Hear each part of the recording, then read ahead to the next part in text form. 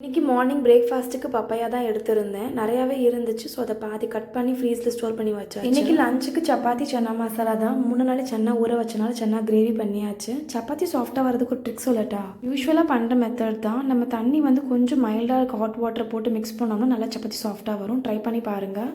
தெமோவில் இந்த rice moles ரீசெண்டாக order பண்ணியிருந்தேன். 4 பீஸ் வந்துச்சு. எப்படி இருக்குன்னு ட்ரை பண்ணி பார்க்கலாம் வாங்க. 4 மோல்ஸில் வந்து நான் 2 தான் எடுத்து ட்ரை பண்ணி பார்த்தேன். நிறையா வாட்டி சொதப்பலாச்சு. ஒரு 2-3 அட்டம்க்கு அப்புறம் தான் கரெக்டாக ஷேப்பாக வந்துச்சு. பாப்பா ரொம்பவே சந்தோஷப்பட்டா அதை பார்த்துட்டு. நான் அதில் டக் ஷேப் மட்டும்தான் பர்ஃபெக்டாக பண்ணேன்னு நம்புகிறேன். ஏன்னா அது ரொம்பவே கரெக்டாக வந்துச்சு. அப்புறம் உடையவும் இல்லை. ரொம்ப அழகாக இருந்துச்சு பார்க்குறதுக்கு. அதை டெய்லி பசங்க சாப்பிட்ற ஃபுட்டில் வந்து ஏதாச்சும் ஒரு இன்னோவேட்டிவ் கொண்டு வரதே ஒரு பெரிய வேலையாக தான் இருக்கும். இந்த மாதிரி ஏதாச்சும் புதுசாக ட்ரை பண்ணால் கண்டிப்பாக அவங்க விரும்பி சாப்பிடுவாங்க. நீங்களும் ட்ரை பண்ணி பாருங்கள். இந்த ப்ராடக்ட் உங்களுக்கு பிடிச்சிருக்கா இல்லை டீட்டெயில்ஸ் வேணும்னா கண்டிப்பாக கமெண்ட்ஸில் கேளுங்க, நான் ஷேர் பண்ணுறேன்.